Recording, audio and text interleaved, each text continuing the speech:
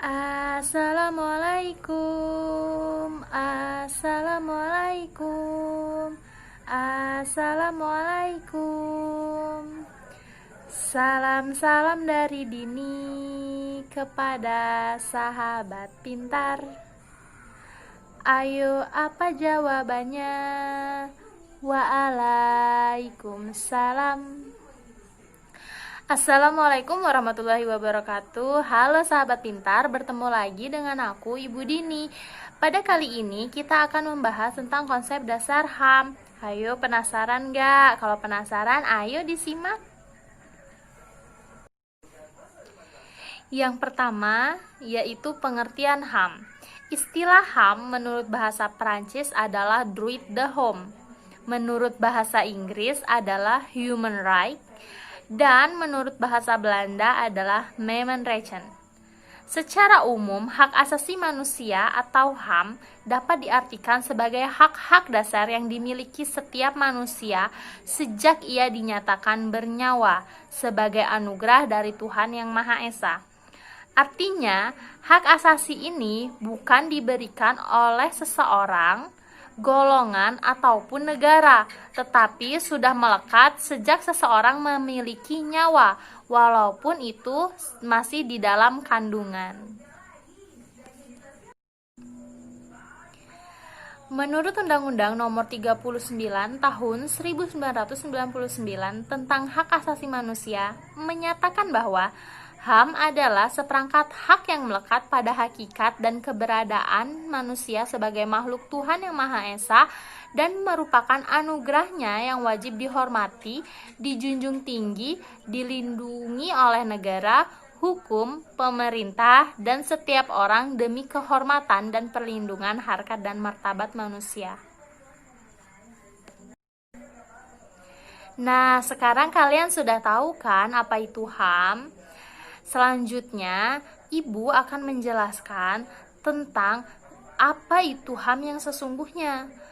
HAM itu tidak dapat diambil atau dicabut, diabaikan, dikurangi, atau dirampas oleh sesuatu kekuasaan, melainkan harus dihormati, dipertahankan, dan dilindungi.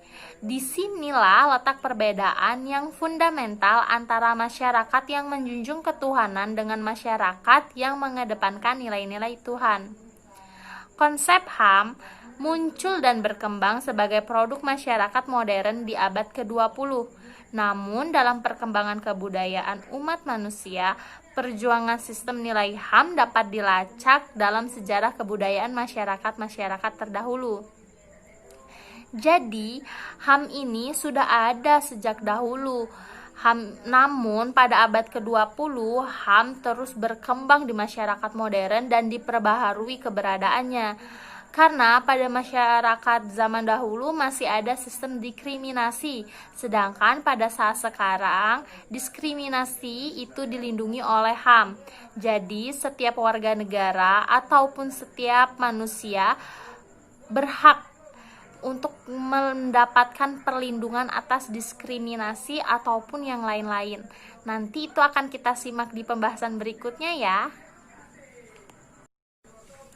Setelah kalian mengetahui pengertian dari HAM dan apa HAM itu sesungguhnya, maka berikutnya kita akan membahas tentang karakteristik hak asasi manusia.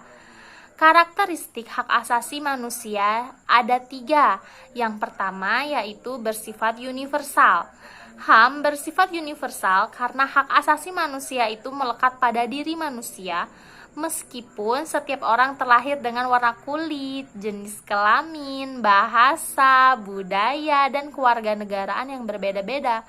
Namun, kita tetap harus menghormati dan menghargai orang tersebut. Yang kedua adalah bersifat tidak dapat dibagi. Mengapa HAM itu tidak dapat dibagi? Hayo, ada yang tahu? Ya, benar. HAM tidak dapat dibagi karena pada dasarnya HAM adalah hak bagi semua orang. Dalam menjalankan ketentuan dan proses HAM tersebut, setiap orang wajib menghormati dan menjunjung tinggi harga diri orang lain. Kita tidak boleh menjatuhkan orang lain. Karena HAM setiap orang itu sama, tidak ada perbedaan antara tahta dan kasta. Yang ketiga yaitu keberkaitan dan ketergantungan. Hak asasi harus diperhitungkan sebagai satu kesatuan yang menyeluruh dan tidak dapat dipisah-pisahkan karena hak sipil, politik, ekonomi, sosial, dan budaya saling berkaitan yang satu dengan yang lainnya. Hak-hak tersebut membutuhkan dan harus diterapkan secara adil baik terhadap individu maupun kelompok. Hak-hak tersebut saling berkaitan karena di dalam kehidupan sehari-hari kita akan terus melaksanakan hak sipil, politik, ekonomi, sosial, dan budaya yang mana pada dasarnya itu sudah diterapkan sejak kita memasuki bangku sekolah dasar. Sekarang kalian telah memahami kan apa itu karakteristik HAM dan ada berapa macam? Nah, kali ini kita akan membahas tentang nilai-nilai hak asasi manusia. Nilai-nilai hak asasi manusia terbagi menjadi dua. Yang pertama yaitu non-diskriminasi. HAM lahir dengan tujuan untuk menghapuskan segala bentuk diskriminasi yang masih terjadi di berbagai tempat. Diskriminasi adalah kesenjangan perbedaan perlakuan yang seharusnya sama atau setara, baik secara langsung maupun tidak langsung. Biasanya diskriminasi terjadi karena adanya iri hati ataupun adanya cemoohan dari orang lain. Diskriminasi terjadi pada kalangan rakyat menengah ke bawah, karena untuk rakyat menengah ke atas itu biasanya adalah pelaku dari diskriminasi tersebut. Selain itu, perbedaan kultur dan budaya juga termasuk ke dalam kategori untuk adanya diskriminasi. Mengapa demikian?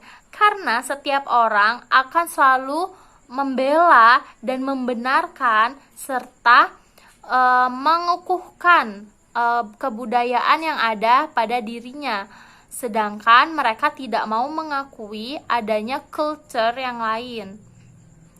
Selanjutnya adalah yang kedua, yaitu setara. Hal yang sangat fundamental dari HAM kontemporer adalah ide yang meletakkan semua orang terlahir bebas dan memiliki kesetaraan dalam hak asasi manusia. Mengapa demikian? Kembali lagi, karena HAM tidak memandang tahta dan kasta seseorang. HAM dibagikan secara sama rata sejak manusia itu bernyawa sebagai anugerah dari Tuhan Yang Maha Esa.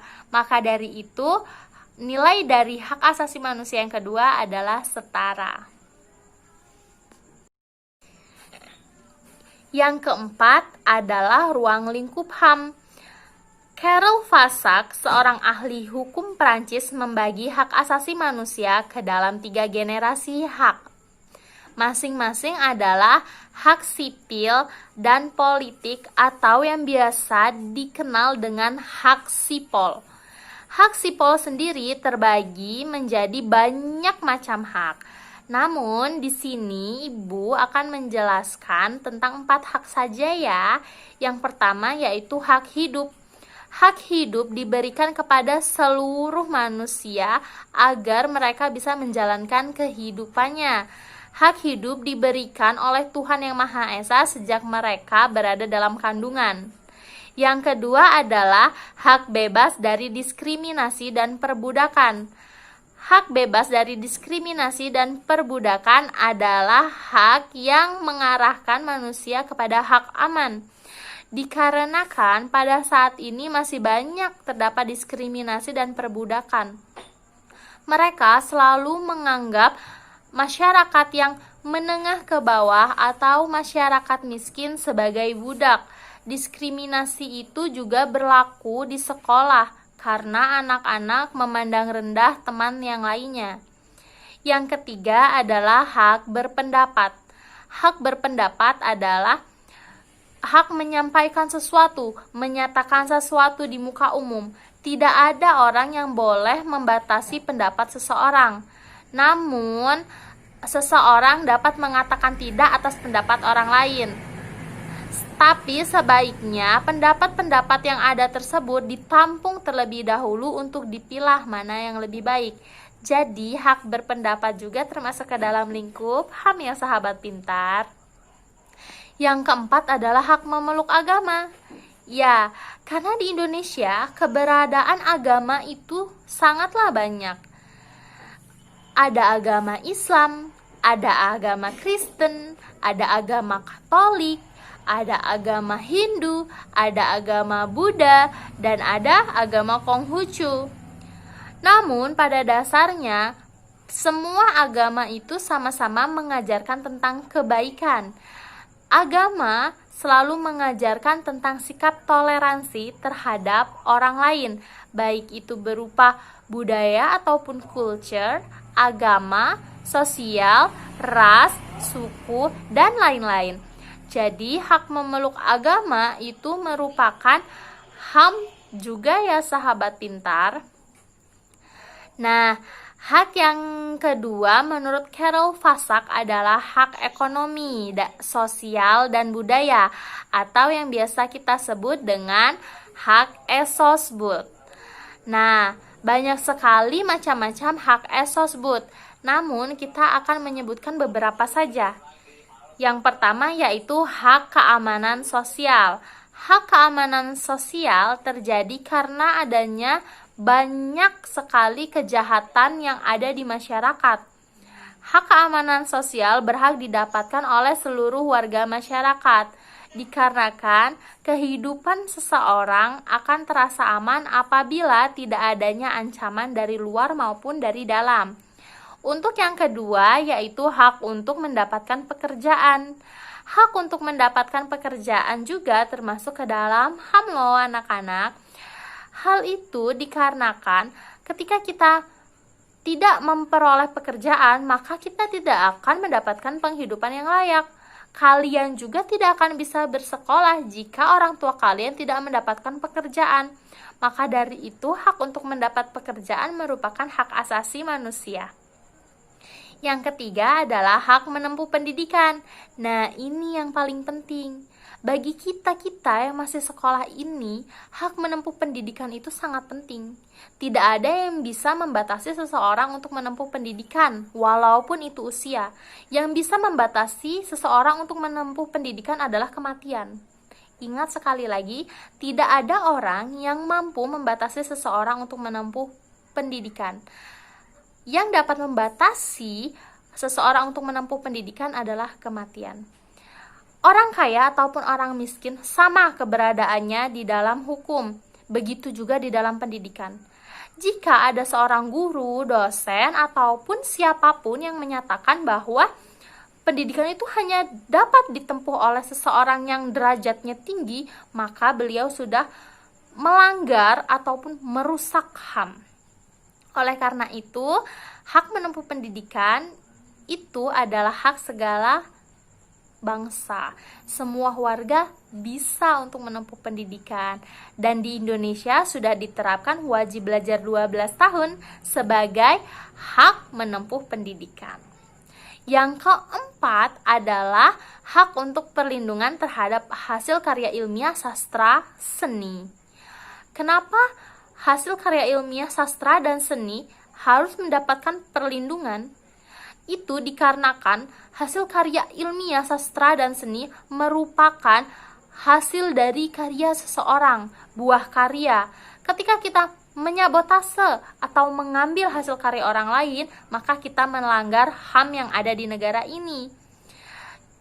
Karena hasil karya ilmiah itu tidak mudah untuk dibuatnya, begitu pula untuk sastra dan seni. Semua membutuhkan ketelitian, kemampuan, kemauan, dan kerja keras. Ketika kalian mengambil hasil dari karya orang lain, itu merupakan pencemaran dan pelanggaran HAM. Untuk yang ketiga adalah hak solidaritas. Hak solidaritas sendiri ada beberapa macam. Nah, cuma di sini kita akan menyebutkan dua aja ya sahabat pintar. Yang pertama adalah hak atas pembangunan. Mengapa hak atas pembangunan termasuk ke dalam hak solidaritas? Hak atas pembangunan termasuk ke dalam hak solidaritas dikarenakan pembangunan di negara ini membutuhkan orang lain untuk membangunnya. Kita tidak bisa membangun rumah, membangun gedung, membangun apartemen, membangun segala sesuatu dengan sendirinya. Begitu juga membangun pemerintahan. Membangun pemerintahan pun kita membutuhkan orang lain. Karena harus ada pemimpin dan harus ada masyarakat. Begitu pula dengan bawah-bawahnya, menteri DPR, KPK, MPR, MA, MK, dan masih banyak lagi. Nah, untuk yang selanjutnya adalah hak mendapatkan air. Hak mendapatkan air? Hak mendapatkan air termasuk ke dalam HAM. Ya, kenapa demikian?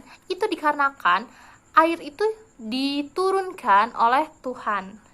Air itu sudah ada, dan bahkan dunia ini nyaris seluruhnya adalah air.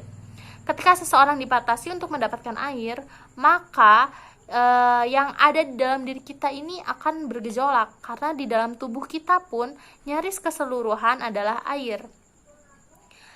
Hak untuk mendapatkan air itu termasuk ke dalam HAM, karena untuk mendapatkan air yang bersih di dalam daerah pelosok itu sangat minim.